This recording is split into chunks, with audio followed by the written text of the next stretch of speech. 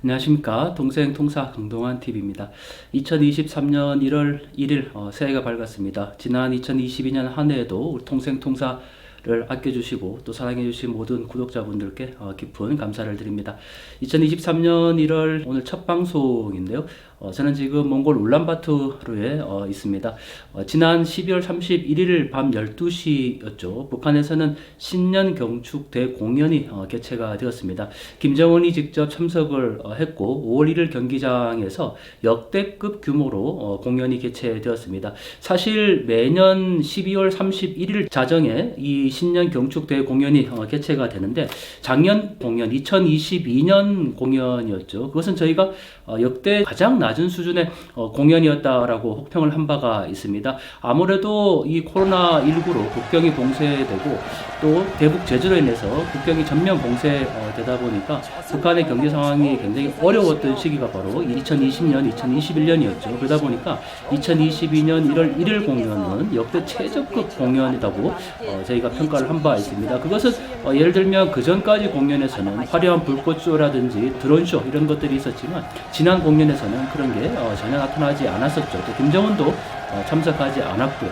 그런데 이번에 2023년 1월 1일 신년 대경축 공연에서는 역대급 규모다라고 할 수가 있는 게 이 5월 1일 경기장에서 일단 초대형 무대가 설치가 되었습니다. 물론 저희가 아직 풀 영상을 입수하지는 못했기 때문에 전체 공연을 보지는 못했지만 엄청나게 많은 관중들이 손에 각각 야광봉을 들고 또 화려한 불꽃쇼가 이루어졌던 바로 그런 공연이었죠.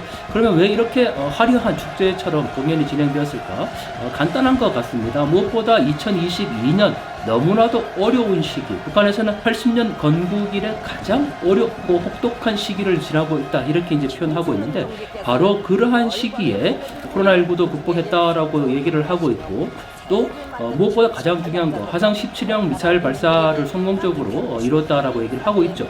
그리고 또 10월 31일 날 김정은이 600mm 초대형 방사포를 증정하는 그런 기념식을 또 가졌습니다. 그러니까 북한의 경제 사정이 어렵고 대규모 경제 봉쇄가 이루어지고 있는 상황에서도 정치, 경제, 군사 모든 부분들에 대해서 승리한 해다라고 평가를 하고 있죠. 그러다 보니까 이렇게 모든 주민들이 함께 나서서 마치 축제를 즐기는 듯한 그런 무대를 연출을 한 것 같습니다.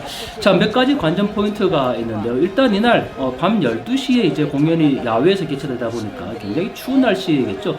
그런데 예전에도 이렇게 야간에 주로 행사를 많이 하는데 김정은의 옷이 유독 두꺼워졌습니다. 이 몸짓의 이 행동 자체가 굉장히 어색할 정도로 한눈에 봐도 속에 옷을 너무 많이 껴입은 것이 보입니다. 옷을 얼마나 많이 껴입었는지 굉장히 어색한 모습을 보여주고 있는데 참석자들, 예를 들면 공연의 가수들이나 얇은 무대복을 입고 이 반팔 소매의 옷을 입고 나서 노래를 부르는 거에 비교하면 김정은의 옷은 지금 너무 두껍게 입고 있다라는 거죠. 물론 코트로 감추긴 했지만 그런 부분들을 결코 또 감출 수는 없었던 것 같습니다. 네, 그리고 두 번째, 역시 북한의 공연에서 작년부터죠. 바로 김유경과 정홍란의 시대라고 해도 과언이 아닐 것 같습니다. 이번 공연에서도 역시 김유경과 정홍란이 독창으로 노래를 부르는 모습을 볼 수가 있는데 특히 평양판 이선이라고 불렀던 이 정홍란의 무대, 지난번 구구절 공연 때 불렀던 이 하늘 이 땅에서라는 노래를 다시 한번 또 부르는 것을 볼 수가 있습니다.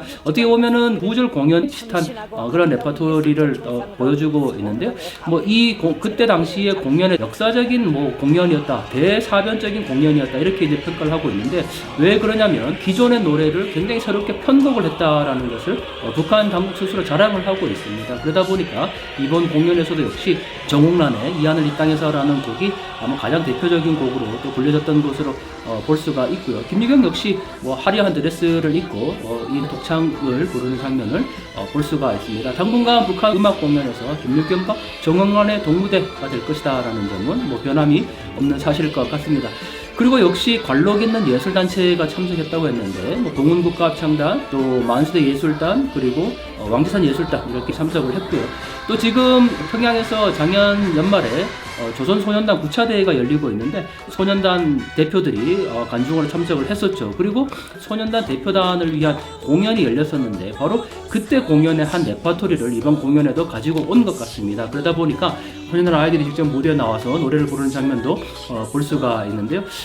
그리고 나서 화려한 불꽃 쇼가 이어지게 되는데 참 놀랍습니다. 그동안 북한 경제를 근근히 유지해 올 수 있었던 건 결국 중국의 지원과 교류 때문이라고 봐야 할 것 같은데 지난 3년간 국경이 봉쇄되어서 중국으로부터 또는 외부로부터 어떤 물자도 지금 들어오고 있지 못하는 그런 상황인데 이렇게 또 화려한 불꽃쇼와 함께 전 참석자가 다 야광봉을 손에 들고 있는 듯한 그런 모습을 보이고 있습니다.